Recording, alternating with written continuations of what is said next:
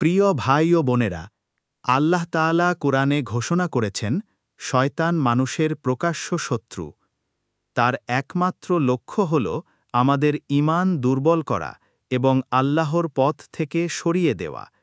শয়তান খুব সূক্ষ্মভাবে মানুষের মনে সন্দেহ ঢুকিয়ে দেয়, সৎ কাজের সময় দ্বিধা তৈরি করে এবং গুনাহকে সুন্দর করে উপস্থাপন করে। কিন্তু হতাশ হওয়ার কিছু নেই। ইসলাম আমাদের সহজ কিছু আমল শিখিয়েছে, যেগুলো নিয়মিত করলে শয়তানের সব কুমন্ত্রণা ব্যর্থ হয়ে যায়। আজ আমরা সেই কার্যকর আমলগুলো শিখব, যা আমাদের প্রতিদিনের জীবনে প্রয়োগ করলে আমরা শয়তানের প্রলোভন থেকে মুক্ত থাকতে পারব, ইনশাআল্লাহ। শয়তানের সবচেয়ে বড় কৌশল হল ধীরে ধীরে মানুষকে গুনাহর দিকে টেনে নেওয়া। সে সরাসরি বলে না, পাপ করো, বরং প্রথমে মানুষকে আল্লাহর স্মরণ থেকে দূরে সরিয়ে দেয়। তারপর নামাজে অলসতা ঢুকিয়ে দেয়, পরে বড় গুনাহর দিকে ঠেলে দেয়। এভাবেই সে ছোট থেকে বড় পাপে নিয়ে যায়। এজন্য কোরআনে আল্লাহ সতর্ক করে বলেছেন, শয়তানের পদাঙ্ক অনুসরণ করো না। সূরা নূর ২১। একজন মুমিন যদি শয়তানের এই ধাপগুলো চিনতে পারে, তবে সে সহজেই বাঁচতে পারে।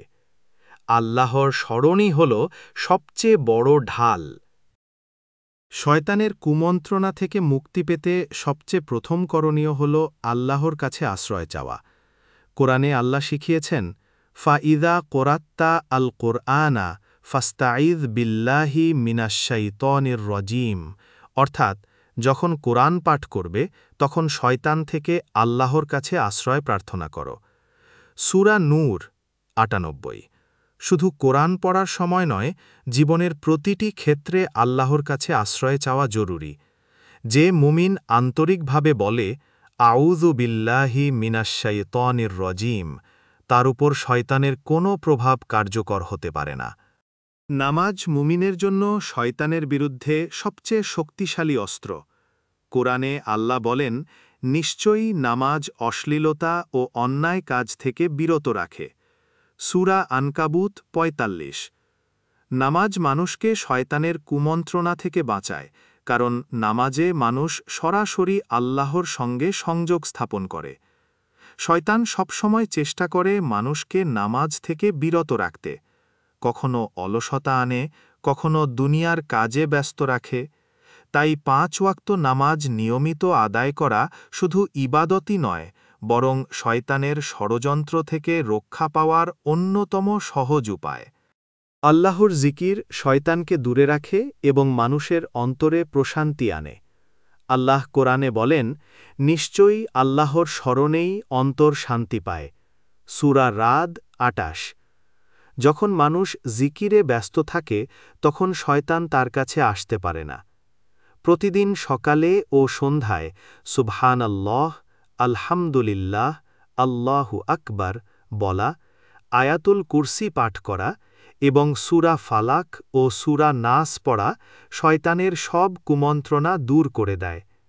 জিকির শুধু ইবাদত নয়, বরং এটি একটি সুরক্ষার ঢাল, যা মুমিনকে প্রতিটি মুহূর্তে ঘিরে রাখে।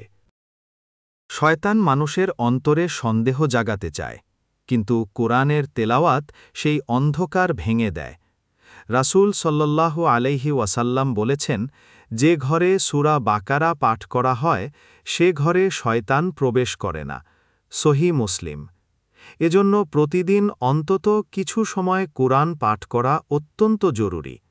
ঘরে আয়াতুল কুরসি, সূরা বাকারা, সূরা ফালাক ও সূরা নাস পাঠ করলে শয়তান সেই পরিবেশ থেকে পালিয়ে যায়। কোরআনের আলো হল সেই শক্তি, যা শয়তানের কুমন্ত্রণা সম্পূর্ণ ভেঙে দেয়। আয়াতুল কুরসি হল শয়তানের বিরুদ্ধে সবচেয়ে শক্তিশালী আয়াতগুলোর একটি। সহিহ হাদিসে এসেছে, যে ব্যক্তি রাতে আয়াতুল কুরসি পাঠ করে ঘুমায়, আল্লাহ তার জন্য একজন ফেরেশতা নিয়োগ করেন এবং শয়তান তার কাছাকাছি আসতে পারে না। এই আয়াত মানুষকে আল্লাহর মহাশক্তি ও সুরক্ষার কথা স্মরণ করিয়ে দেয়। তাই প্রতিদিন ফজরের পরে, মাগরিবের পরে এবং ঘুমানোর আগে আয়াতুল কুরসি পাঠ করা অত্যন্ত গুরুত্বপূর্ণ। এটি শুধু শয়তানকে দূরে রাখে না, বরং অন্তরে এক ধরনের শান্তি ও নিরাপত্তার অনুভূতি আনে। শয়তানের কুমন্ত্রণা থেকে রক্ষার জন্য সূরা ফালাক ও সূরা নাস হল সবচেয়ে কার্যকর ঢাল। রাসূল সাল্লাল্লাহু আলাইহি ওয়াসাল্লাম প্রতিদিন সকালে ও রাতে এই দুটি সূরা পড়তেন। এগুলোকে বলা হয় মুআউইজাতাইন, সুরক্ষা দানকারী দুটি সূরা। শয়তান, জাদু, হিংসা বা বদনজর যে কোনো অশুভ শক্তির বিরুদ্ধে এগুলো পড়লে আল্লাহর রহমতে সুরক্ষা পাওয়া যায়।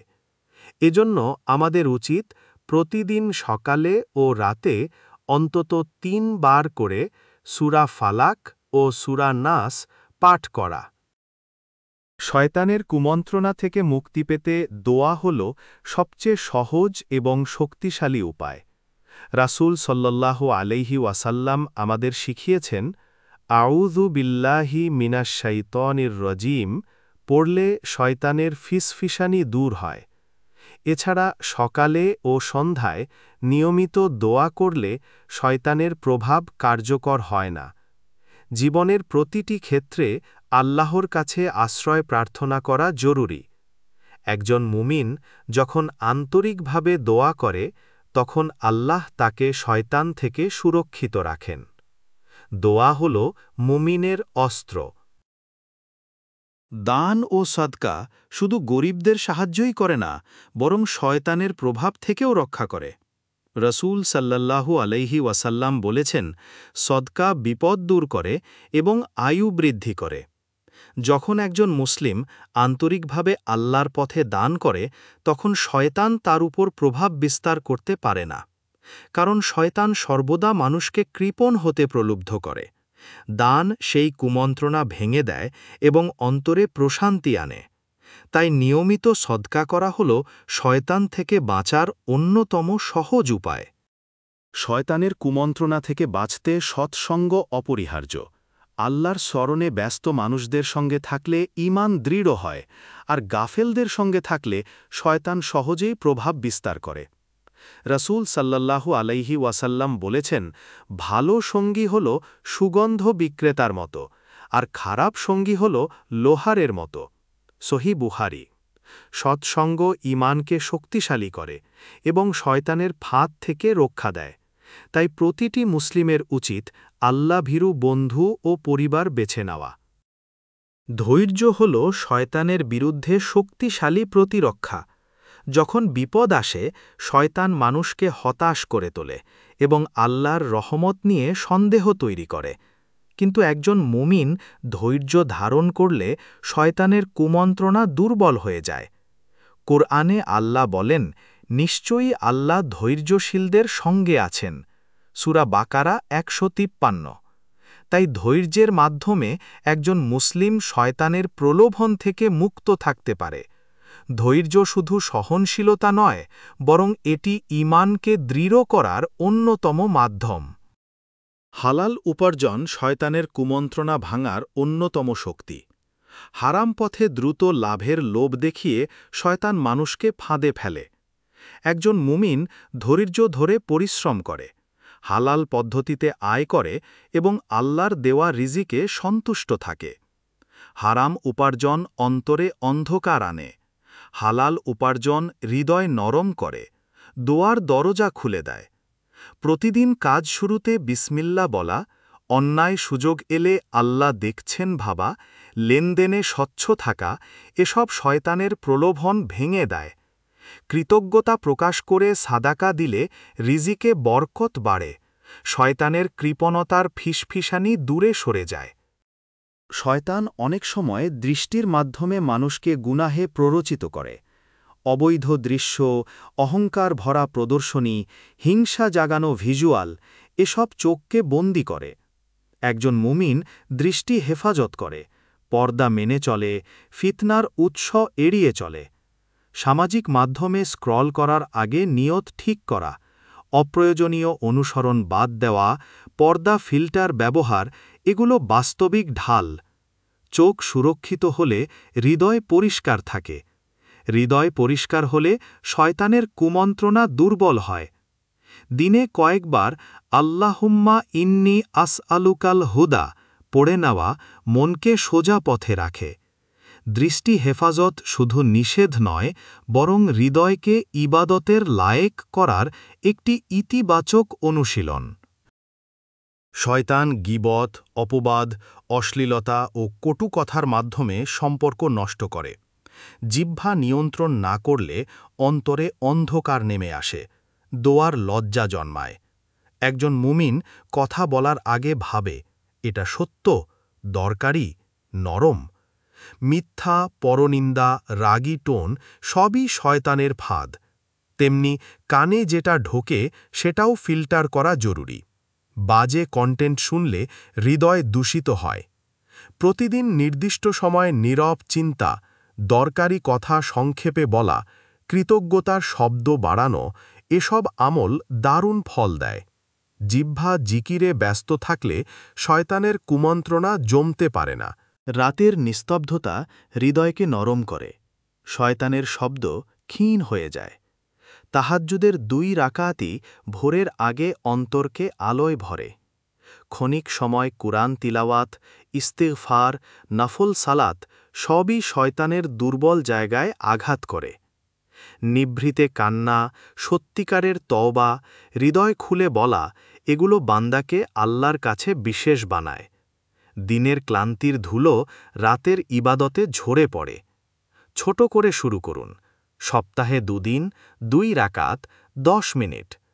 ধারাবাহিক হলে প্রভাব দেখবেন।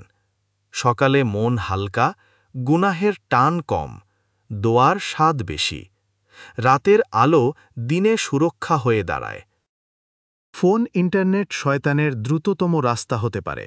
অ্যালগরিদম ফাঁদে ইচ্ছা জাগে, সময় নষ্ট হয়, ইবাদত ভেঙে যায়। সমাধান: উদ্দেশ্যমূলক ব্যবহার, সময়সীমা, নোটিফিকেশন নিয়ন্ত্রণ, পরিচ্ছন্ন ফিড।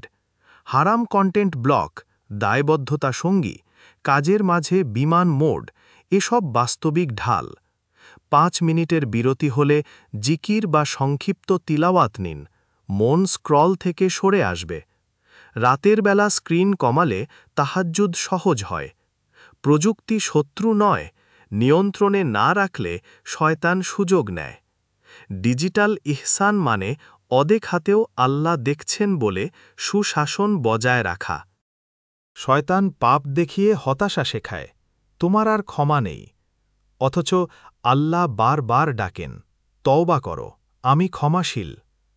প্রতিদিন আস্তাগফিরুল্লাহ হৃদয় দিয়ে উচ্চারণ করলে গুনাহের ধুলো ঝরে।